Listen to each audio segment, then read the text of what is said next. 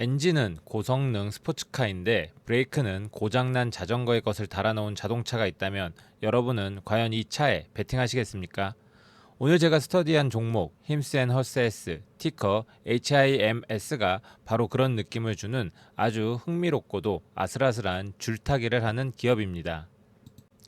안녕하세요. 오늘은 디지털 헬스케어 시장의 가장 뜨거운 감자 힘스에 대해 제가 공부한 것들을 이야기해 보려고 합니다. 첫 번째, 기업 개요와 핵심 지표입니다. 힘스가 어떤 기업인지 가장 확실하게 보여주는 네 가지 숫자부터 시작하겠습니다. 최신 분기 매출은 약 5억 4천만 달러, 성장률은 전년 동기 대비 무려 73%가 증가했습니다. 총 구독자 수는 244만 명을 넘어섰고 이들 중 85%는 2년이 넘도록 서비스를 계속 이용하고 있습니다. 상식적으로 이 정도의 성장성과 고객 충성도를 가진 기업은 찾아보기 힘듭니다. 이 숫자들만 보면 성장주 투자의 교과서라고 부를만 하죠. 두 번째, 비즈니스 모델 DTC 구독 엔진입니다. 힘스의 폭발적인 성장의 비밀은 바로 DTC, 즉 소비자 직접 판매 구독 모델에 있습니다. 복잡한 병원 예약이나 보험 절차 없이 온라인으로 의사와 상담하고 약을 집으로 배송받는 편리함이 핵심입니다. 수익 구조를 보면 온라인 구독이 95%로 거의 전부이고 도매나 기타 수익은 5%에 불과합니다. 완벽한 구독 경제 모델이죠. 이들의 핵심 전략은 플라이휠 효과라고 불리는데 한번 굴러가기 시작하면 관성에 의해 더 빠르게 돌아가는 바퀴를 생각하시면 쉽습니다. 1단계, 탈모나 성 건강처럼 비교적 저렴하고 접근하기 쉬운 제품으로 신규 고객을 끌어들입니다. 2단계, AI 기술인 매드매치를 이용해 고객의 상태를 분석하고 더 비싸지만 꼭 필요한 맞춤형 상품, 예를 들면 고부가가치 다이어트 약이나 피부관리 프로그램을 추천하며 객단가를 높입니다. 3단계, 이렇게 만족한 고객은 더 많은 서비스를 이용하게 되고 고객 한 명에게서 평생 벌어들일 수 있는 돈, LTV가 극대화되는 선순환 구조입니다. 아까 보신 85%의 고객 유지율이 바로 이 전략이 성공하고 있다는 증거입니다. 세 번째, 재무성과 분석입니다. 이제 이 기업의 성적표를 자세하게 한번 뜯어보겠습니다. 왼쪽 그래프를 보시면 분기별 매출이 무섭게 성장하는 것이 보입니다. 하지만 동시에 성장률은 24년 2분기 83%에서 25년 2분기 73%로 조금씩 둔화되고 있습니다. 폭발적인 성장이 영원할 수는 없겠죠. 더 눈여겨봐야 할 것은 오른쪽의 수익성 지표입니다. 기업의 근본 체력을 보여주는 매출 총이익률이 81%에서 78%, 76%로 조금씩 내려오고 있습니다. 반면 각종 비용을 제외한 실질적인 영업이익을 보여주는 조정 EBITDA 마진은 12.5%에서 15%대로 개선되는 긍정적인 모습도 보입니다. 정리하자면 외형 성장은 조금 둔화되고 원가 부담은 늘었지만 비용 통제를 통해 영업이익률을 방어하고 있는 다소 복합적인 상황입니다. 네 번째, 수합 분석입니다. 강점, 강력한 브랜드 인지도, 80%가 넘는 높은 고객 유지율, 11억 달러 이상의 풍부한 현금, 그리고 다각화된 핵심 사업 포트폴리오를 갖추고 있습니다. 약점, 최근 주가를 견인한 GLP-1 비만 치료제 사업에 대한 과도한 의존, 논란을 일으키는 CEO의 리더십과 거버넌스 리스크, 계속되는 대규모 내부자 매도, 그리고 낮은 ESG 등급은 분명한 아킬레스건입니다. 기회, 유럽 등 글로벌 시장으로 확장할 수 있는 가능성, 테스토스테론 같은 새로운 신약 시장 진출, AI 기반 개인 맞춤 서비스의 심화, 그리고 거대 제약사와의 파트너십 가능성은 매력적인 성장 스토리입니다. 위협, 하지만 FDA의 복제약 규제 강화, 증권 집단 소송 리스크, CEO 발언 등으로 인한 브랜드 손상, 그리고 자금력을 앞세운 거대 제약사들의 DTC 시장 직접 진출 가능성은 언제 터질지 모르는 시한폭탄과도 같습니다. 다섯 번째, 경쟁 환경입니다. 힘스는 외로운 싸움을 하고 있지 않습니다. 보험사와 연계된 B2B 모델의 강자 텔라닥, 티커 TDOC, 약값 할인과 원격 의료를 결합한 구달엑스, 티커 GDRX 같은 쟁쟁한 경쟁자들이 있습니다. 표를 보면 힘스의 분기 성장률은 역성장하는 텔라닥이나 완만하게 성장하는 구달엑스를 그야말로 압도합니다. 하지만 수익성을 나타내는 EBITD의 마진은 힘스가 구다렉스의 절반 수준입니다. 투자자들이 주목하는 지표는 주가 매출 비율입니다.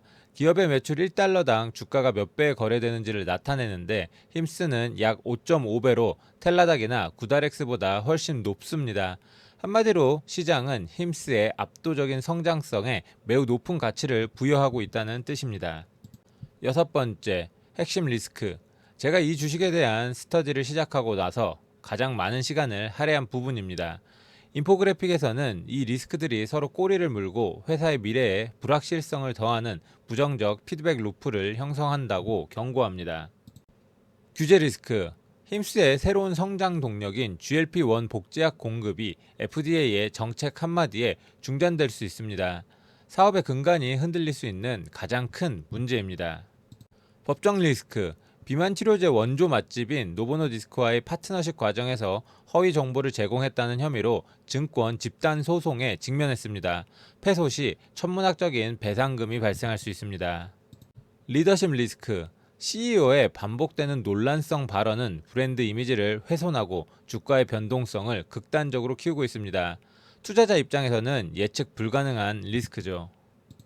내부자 매도. 지난 1년간 경영진이 약 690만 주 수천억 원어치의 주식을 팔아치웠습니다. 회사의 성장을 가장 잘 아는 사람들이 주식을 판다는 것은 투자자들의 신뢰에 의문을 제기하게 만듭니다. 현재까지의 분석이 흥미롭거나 도움이 되신다면 잠시 시간을 내어 채널의 구독과 좋아요 버튼을 한 번씩 눌러주시면 정말 감사하겠습니다. 여러분의 클릭 하나가 다음 스터디 자료를 만드는데 정말 큰 동기부여가 됩니다. 그리고 분석을 원하시는 다른 종목이 있다면 댓글로 편하게 남겨주세요. 일곱 번째, 월스트리트가 제미나이 딥 리서치 AI 기반 목표 주가입니다. 현재 힘스의 주가는 약 44달러 전후에서 거래되고 있습니다. 먼저 월스트리트 전문가들의 의견은 그야말로 난장판입니다. 3명은 강력 매수를, 4명은 보유, 중립 의견을, 2명은 매도를 외치고 있습니다. 이렇게 의견이 극단적으로 갈리는 주식은 흔치 않죠.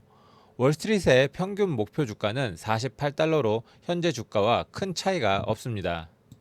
하지만 비관론자는 25달러까지 떨어질 수 있다고 경고하고 있고 반대로 낙관론자들은 85달러까지 오를 수 있다고 주장합니다. 그야말로 모 아니면 도인 셈이죠. 그렇다면 제미나이 딥 리서치 AI의 투자 전략은 어떨까요?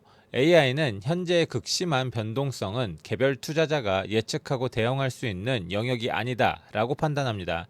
따라서 법적, 규제적 불확실성이 해소될 때까지는 적극적인 베팅을 자제하는 관망 후 대응 전략을 제시합니다.